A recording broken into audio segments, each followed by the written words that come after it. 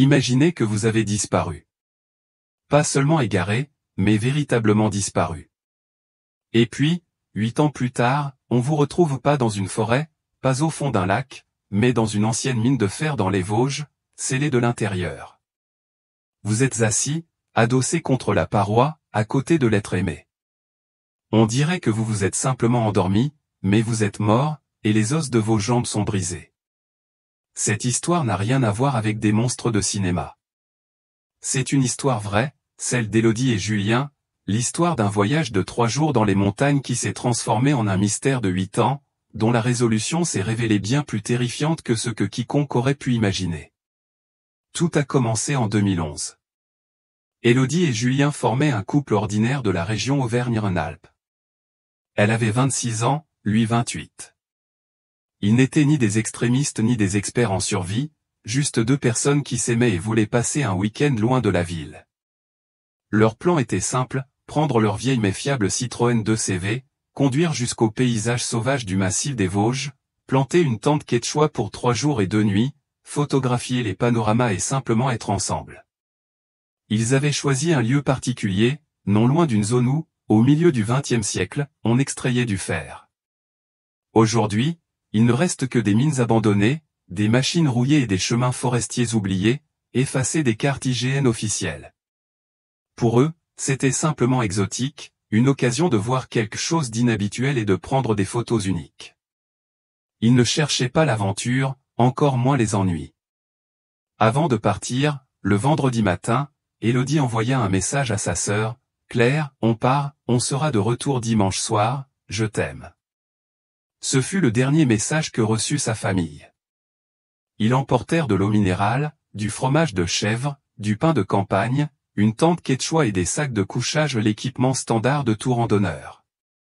Ils n'avaient aucun matériel spécial pour explorer des mines, rien de tel, car l'idée ne leur avait même pas traversé l'esprit. Seule la surface les intéressait, les vues des crêtes des Vosges au crépuscule. Le week-end passa, et le dimanche soir, Élodie et Julien ne revinrent pas. Au début, personne ne paniqua. Peut-être avait-il du retard, peut-être n'avait-il pas de réseau où ces choses arrivent. Mais le lundi, aucun des deux ne se présenta à leur travail. Leurs proches donnèrent l'alarme. Les appels sur leur téléphone ou des vieux Nokia 3310 basculaient directement sur la messagerie vocale. Les amis avec qui ils avaient discuté confirmèrent qu'ils étaient partis dans les Vosges, dans la zone des anciennes mines de fer. La famille contacta immédiatement la gendarmerie nationale, et le même jour, une opération de recherche fut organisée. Au début, tout le monde était plein d'espoir. Les gendarmes, des volontaires, des dizaines de personnes ratissaient la zone. Le massif des Vosges est un espace immense, presque infini, des vallées, des rochers, des ruisseaux asséchés. Trouver 2 personnes là-dedans, c'était comme chercher une aiguille dans une botte de foin. Les équipes de recherche, en voiture et en quad, parcoururent tous les chemins connus et oubliés. Un hélicoptère de la gendarmerie nationale survola la zone pendant des heures, cherchant un signe, une voiture, une tente, les cendres d'un feu de camp. Mais les jours passaient, et il n'y avait aucune piste, absolument aucune. Personne n'avait vu leur Citroën, personne n'avait croisé un couple ressemblant à leur description. C'était comme s'ils s'étaient volatilisés dès leur départ d'Auvergne-Rhône-Alpes. L'espoir s'amenuisait à chaque jour qui passait. Le climat des Vosges ne pardonne pas les erreurs. Le jour, la chaleur peut être écrasante, la nuit, le froid est mordant. S'ils étaient à court d'eau ou simplement perdus, leur chance de survie diminuait à chaque heure. Les gendarmes commencèrent à envisager d'autres hypothèses. Peut-être n'étaient-ils jamais arrivés dans les Vosges? Peut-être avaient-ils décidé de fuir pour commencer une nouvelle vie? Mais cette hypothèse fut rapidement écartée. Leur compte bancaire était intact, leur carte de crédit inutilisée. Ils avaient laissé leur chat, Minou, à la maison et demandé à une voisine, Madame Sophie Renaud, de s'en occuper. Ce n'est pas ce que font des gens qui prévoient de disparaître pour toujours. L'hypothèse criminelle semblait également improbable. Dans cette zone des Vosges, il y avait à peine âmes qui vivent, un endroit isolé où la probabilité d'une attaque fortuite était extrêmement faible. La recherche se prolongea pendant près d'une semaine.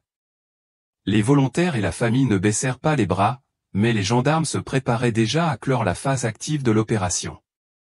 Puis, le 7e jour, alors que l'espoir s'amenuisait, le pilote de l'hélicoptère de la gendarmerie nationale aperçut un éclat sous le soleil. Ce n'était pas un simple reflet, mais des feux de détresse clignotants. Ils trouvèrent la Citroën 2CV d'Élodie et Julien, garée sur l'un de ces chemins forestiers oubliés, à peine visible depuis le sol. Le chemin menait à une ancienne mine de fer et s'interrompait à quelques kilomètres. La voiture était abandonnée en plein milieu, comme laissée à la hâte. Ce qui frappa d'abord l'équipe arrivée sur place, ce furent les feux de détresse allumés. La batterie était presque à plat, et les lumières clignotaient faiblement. C'était étrange. Les feux de détresse sont activés en cas de panne ou d'arrêt soudain. Cela signifiait qu'au moment où la voiture s'était arrêtée, Élodie et Julien étaient tout près. Les gendarmes inspectèrent le véhicule. Aucun signe de vol, aucun dégât d'accident. Les portières n'étaient pas verrouillées de l'intérieur. Tout semblait indiquer que les propriétaires s'étaient absentés pour quelques minutes seulement. Sur le siège passager, il y avait une carte IGN de la région, à côté d'une bouteille d'eau minérale vide. Dans la boîte à gants, ils trouvèrent le Nokia 3310 de Julien. Plus tard, les experts confirmeraient qu'il n'y avait ni appel manqué, ni tentative de contacter les secours ou un proche. La batterie était encore chargée à plus de la moitié. Mais la découverte la plus importante fut le GPS TomTom. Il était allumé, et l'écran affichait un itinéraire suivant ce chemin oublié, menant directement à une des anciennes mines de fer. Ce détail redonna de l'espoir, tout en soulevant encore plus de questions. Pourquoi n'avait-il pas appelé?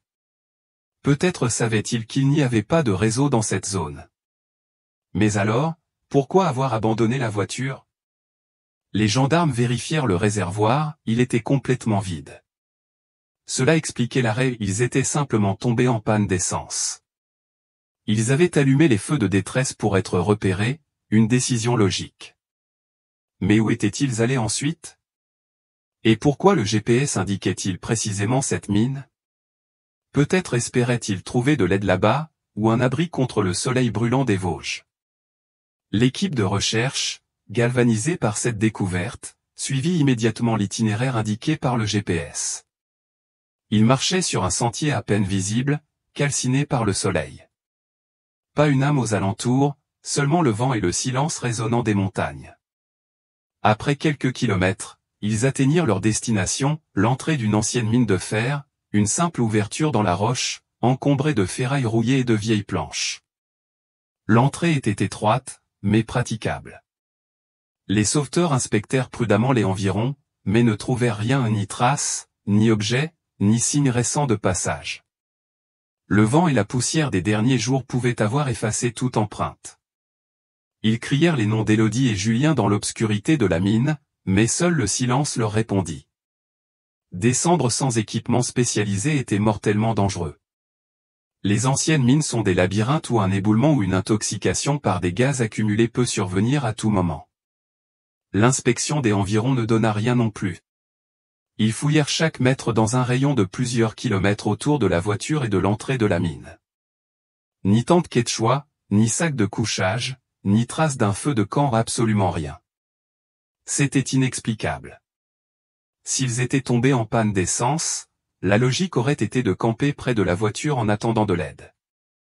Ou, s'ils étaient partis chercher du secours, ils auraient emporté au moins quelques affaires de l'eau, par exemple. Mais tout l'équipement de base, la tente, les sacs de couchage, les provisions avaient disparu, tout comme Élodie et Julien. Après cette découverte, la recherche active se prolongea encore quelques jours, mais sans résultat. Les gendarmes ne pouvaient pas envoyer d'équipe à l'intérieur de la mine, instable, sans preuve directe que le couple s'y trouvait, le risque était trop grand. Peu à peu, l'opération de recherche fut réduite. Le cas d'Élodie et Julien fut classé parmi les disparitions. Leurs photos furent affichées sur des panneaux d'information et publiées dans les journaux locaux de la région des Vosges. Les familles firent appel à des détectives privés, mais eux non plus ne trouvèrent aucune piste nouvelle. Les mois passèrent, puis les années.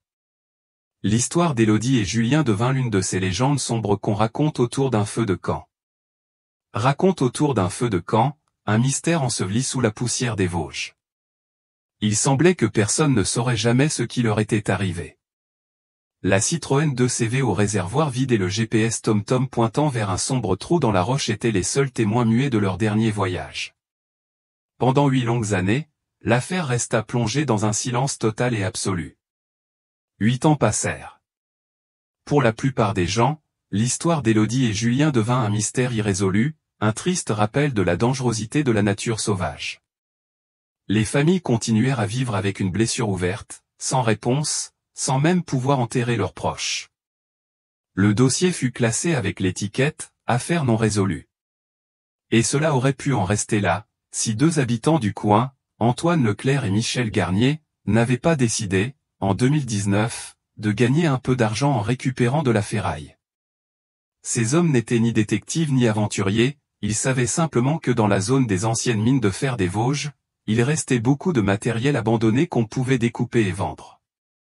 Par un chaud après-midi d'automne, dans leur vieille camionnette Peugeot, ils se frayèrent un chemin sur les mêmes sentiers oubliés où l'on avait jadis trouvé la voiture du couple disparu. Leur cible était précisément la mine indiquée par le GPS de Julien, non pas parce qu'ils connaissaient ce détail, mais simplement parce que c'était un endroit vaste où ils espéraient trouver beaucoup de métal. À leur arrivée, ils virent la même chose que les sauveteurs 8 ans plus tôt, un trou dans la roche, encombré de détritus. Mais quelque chose clochait. L'entrée, autrefois simplement jonchée de débris, semblait désormais obstruée. Quelqu'un avait apporté une grande plaque de métal rouillé et l'avait fixée en empilant des pierres et des poutres par-dessus. C'était étrange. Normalement, les mines sont laissées ouvertes ou scellées avec du béton et des panneaux d'avertissement. Là, on aurait dit que quelqu'un, dans la précipitation mais avec assurance, avait cherché à cacher quelque chose ou à empêcher quiconque d'entrer. Pour Antoine et Michel, cette plaque était un trésor en soi. Ils apportèrent une scie à gaz portative et passèrent plusieurs heures à travailler sous la chaleur, découpant une ouverture dans la tôle, assez grande pour passer.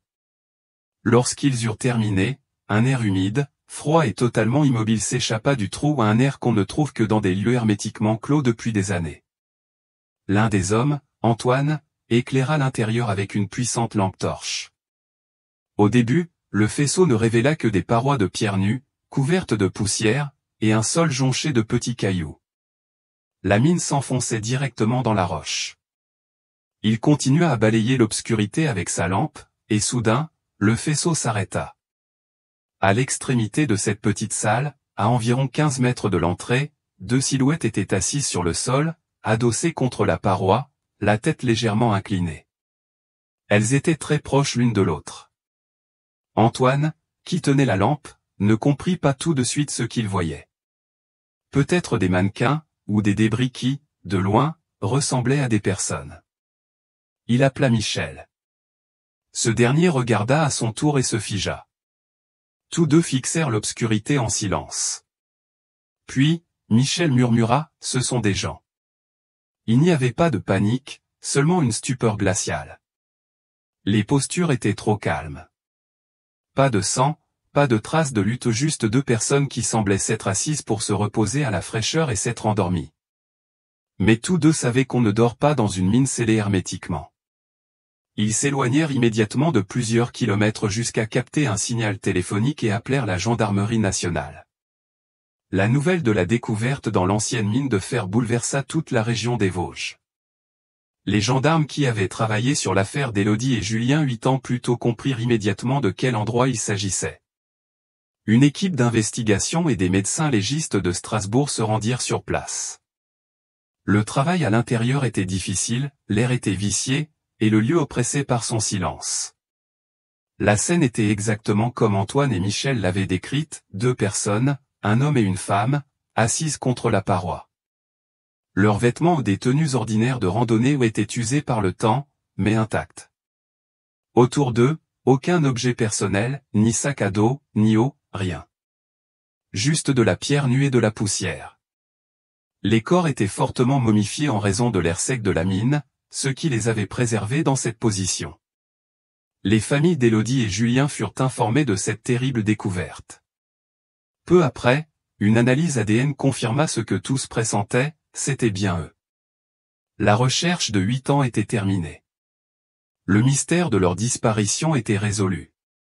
Mais à cet instant, un nouvel énigme, encore plus terrifiant, commença. Que leur était-il arrivé dans cette mine? L'investigation débuta par un examen minutieux de la scène et des corps. Très vite, des anomalies apparurent, défiant toute logique.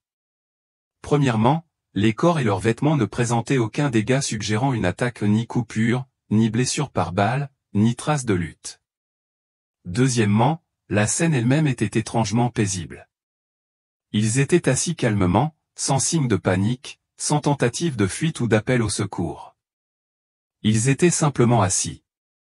Mais la découverte la plus importante et choquante fut révélée par les médecins légistes lors de l'autopsie.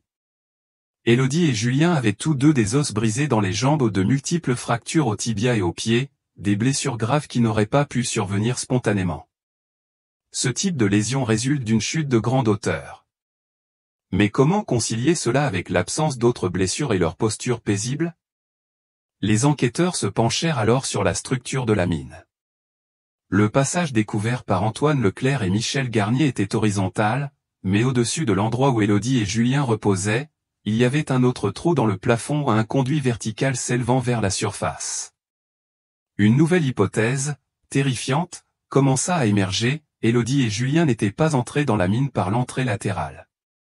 Ils étaient tombés à l'intérieur, par ce conduit vertical, probablement dissimulé par des buissons ou des planches à la surface. Ils avaient chuté de plusieurs mètres, atterrissant sur le sol de pierre, se fracturant les jambes. Ils étaient vivants, mais immobilisés. Ils ne pouvaient ni se lever ni aller nulle part. Ils étaient piégés. Mais cette version n'expliquait que les blessures, pas l'essentiel. Qui, et pourquoi, avait scellé l'entrée latérale? Les enquêteurs examinèrent minutieusement la plaque de métal rouillé qui bloquait l'entrée. L'analyse révéla qu'elle avait été soudée à la roche avec un équipement de soudage professionnel. Plus encore, la méthode indiquait que le soudage avait été réalisé depuis l'intérieur. Pourtant, dans la mine, aucun équipement n'avait été retrouvé, ni poste à souder, ni générateur, ni même un simple marteau. Rien. C'était impossible. Quelqu'un était entré dans la mine, avait scellé l'unique sortie depuis l'intérieur, puis s'était volatilisé sans laisser la moindre trace d'outil. L'absence de marque de lutte semblait désormais encore plus sinistre. S'ils avaient été attaqués, ils se seraient défendus. Mais, ayant les jambes brisées, ils étaient totalement vulnérables. Quiconque les avait trouvés dans cet état aurait pu faire ce qu'il voulait d'eux. Et quelqu'un l'avait fait. Quelqu'un les avait découverts, blessés et sans défense, et au lieu de les aider, avait décidé de les enterrer vivants.